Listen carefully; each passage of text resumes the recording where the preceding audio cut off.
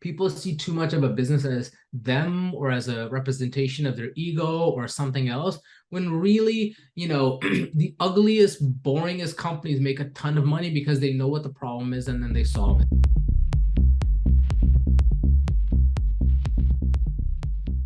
You mentioned earlier on one of the best bits of advice you'd ever got was if you can make money, you can buy time.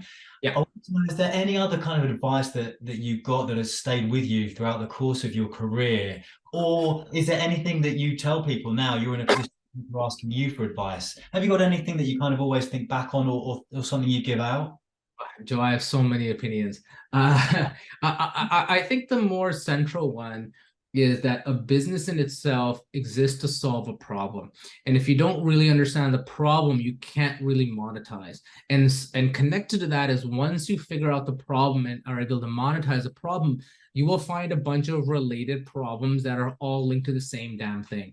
I think Apple is a great example. The problem of computers was they were complicated to use. I say this as a computer engineer. I grew up with config.sys and in MS-DOS and autoexec.bat, right? Batch files. I grew up with that. I love that stuff, but I appreciate the complexity. And it was the same thing, right? They brought the simplicity of the iPod to music. They made it easy, right? iTunes Store made it easy. Walled garden, all that stuff. Nobody cares about a walled garden in general. The nerds do, and I appreciate why they care about it. But that was their thing, right? They were solving the problem easy. And as they solved one, they realized there's another one and another one and another one. So I think people see too much of a business as them or as a representation of their ego or something else, when really, the ugliest, boringest companies make a ton of money because they know what the problem is and then they solve it. So that's usually the number one thing I say. The other thing that really kind of grinds my gears is, we always hear the story about this, hard on their luck, working hard person who pulled themselves up by the bootstraps and they made themselves successful. And why can't you? And it's supposed to be aspirational, but in reality, it's almost indicative of your failures. It's like if they can do it and they had all this against them, how can you not do this?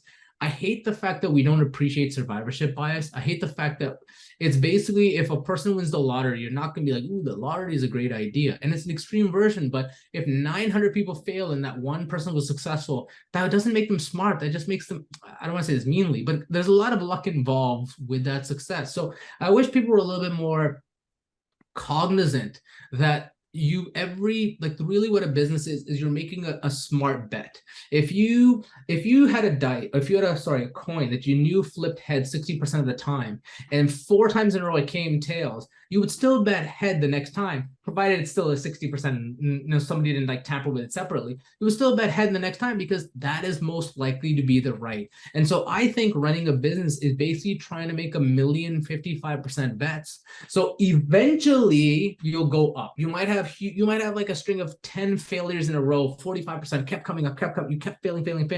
But if you make enough smart bets over enough time, and this is where cash flow becomes important because it gives you time, you can be successful. You don't have to go for the home run. You don't have to go for the virality. Solve the problem, make smart bets. And if you do it thoughtfully in a good process, you should end up generally, I don't want to say successful, but you should generally end up where you're trying to hopefully be.